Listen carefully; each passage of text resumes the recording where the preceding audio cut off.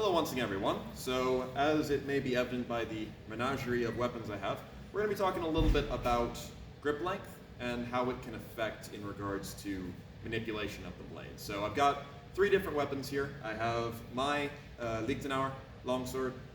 We have a sort of Marozzo style two-handed sword, still a longsword. It's just you're going to see a more often than not longer grip on these. And then finally we have the Spadone or Montante. In this case it's a Spadone. And we're going to see, just kind of talk about what the bigger lever gets you and how your mechanics are going to change with it. So let's start on the biggest end of the spectrum and work our way back down. So,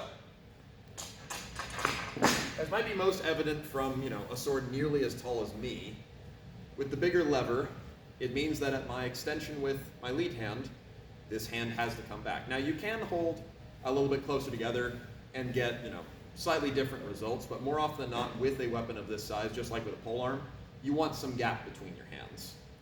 Now, like I said, what I wanted to cover was how lever cutting basically is going to affect things. So for most of the work you're going to see with two-handed swords of this size, you're going to see momentum, both in regards to area denial and also just in regards to how you have to keep it moving. This one is about 4-ish pounds, almost, somewhere in that realm. Not too much heavier, but it's got enough weight behind it, 4.5, something along those lines. But basically, once the sword gets moving, I'm not going to be stopping it per se. I'm not going to be doing much extension style cuts. Instead, what I'm going to be looking to do is through cuts into my next fighting position. So, with this in mind, let's talk first about the torso and the general stance. You're going to want a nice wide stance with this sort of thing because, as you can see, there's a lot of it. I want this to be moving around my body, preferably. As if I have it too closely married to my body, you can already see the crossguard poking into me. It's just not what it's for. This is about area denial, well out ahead of me. You will also see often in period techniques of this, the idea of disconnecting from the body. So, cutting over my lead leg every once in a while, a lot of wrist cuts or turns, a lot of true edge to false edge, etc., things along those lines. But really, when you're using things of this side, it's best to think of them as less of a sword and more of a polearm. Good extension, good upright base, and just keeping everything in front of you. Use both of your arms kind of as one piece and let most of your torso turning do the work for you. Now, you can find more specific advice, and you'll even find things that are, telling you how to do certain patterns or what have you. But for general use, treat it, simply. Good strong posture, down, up, down. And that'll do most of the work for you. Now in regards to where you put your hand on the lever, if you want to start getting more of those kind of turning cuts, faster cutting, having more extension lever is going to give you more options. However, if you're looking for more powerful cuts, just a little bit closer is going to help out. Not a whole lot to say in regards to this other than, one, you might want to actually practice as much with the quarterstaff as you do with the sword to get used to it, as really, this thing isn't particularly hard to strike with. Cut with can be difficult, but just striking doesn't require that much practice.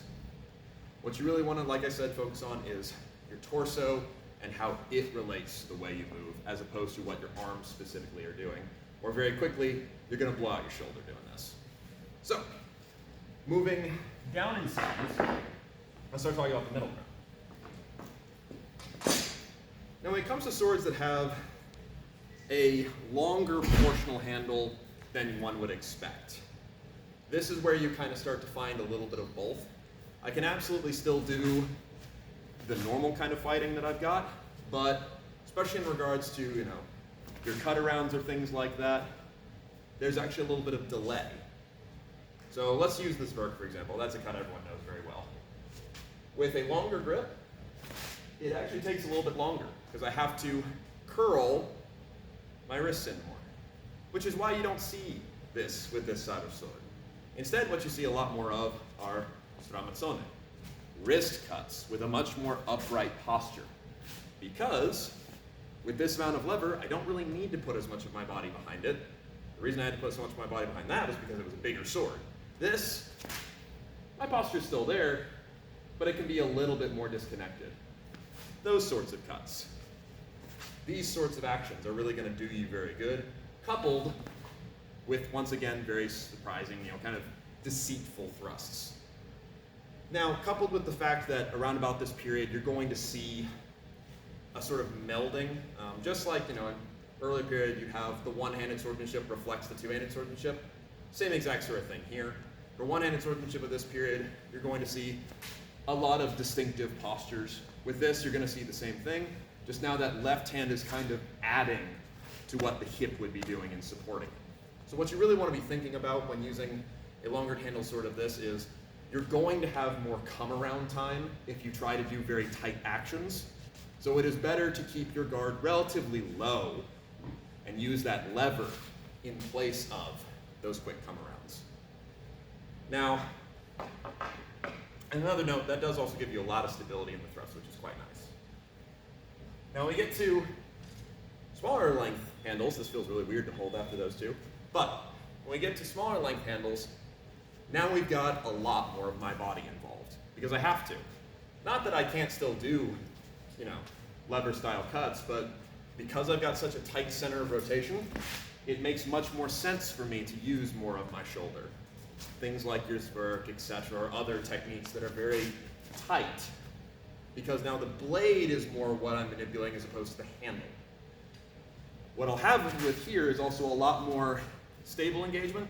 Even if we continue looking at the Italian sources, even Vadi still has that solid engagement, much like Fiore before him, as opposed to disconnecting. You want this to be lined up with this hip, this to be lined up with this hip, and generally they're working in tandem in some shape or other. Now, in regards to safety with this guy, probably the thing that hurts people the most is over-reliance on the right arm because the center of rotation is now right at that wrist, right? You'll often see people who, we used to joke back in the day about dirty pommel grippers, right? People who they had their hand like sideways and never really seemed to do anything and was just kind of a training wheel.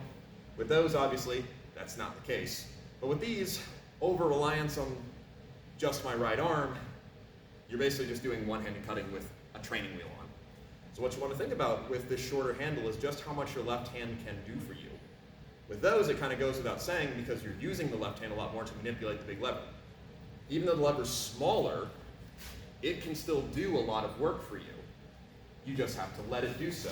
So when I cut, I'm engaging as much with my left hand as I am my right hand. In fact, most times, for a good cut, I'm using much more left hand than I am right, or non-dominant hand for you lefties in the audience, right? And that's true of a lot of the more complicated cuts as well. The more I use my left hand and sort of let my right hand be just a guiding force and tip control, the more often the better cuts I have. So, in sum, what I would say about manipulating the levers is take into account what you're trying to achieve. With the bigger end of levers, it's more about your overall positioning and not crunching yourself up trying to get more extension than you're going to get.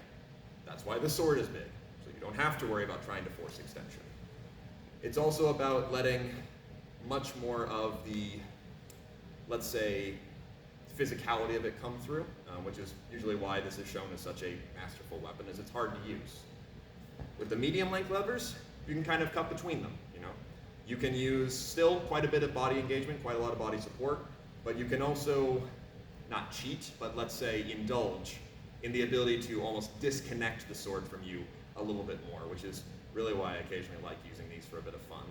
And then with the smaller levers, it's all about kind of the same thing as the biggest one. It's all about using your body and not forgetting about that other hand on the other side of the lever, because if you do, you're really just doing not so great one-handed swordsmanship. But all in all, just a quick little kind of rambly video since I had all these here and some people were asking me about it. Hopefully that's helpful. I just kind of meandered my way through this. I can revisit some of these subjects if people are curious. And above all else, if you're looking for, hey, what kind of length of handle should I use? Look at what actions you're trying to achieve and then decide what sort of tools you need to achieve that. Otherwise, thank you very, very much for watching. We'll go over some other techniques another time.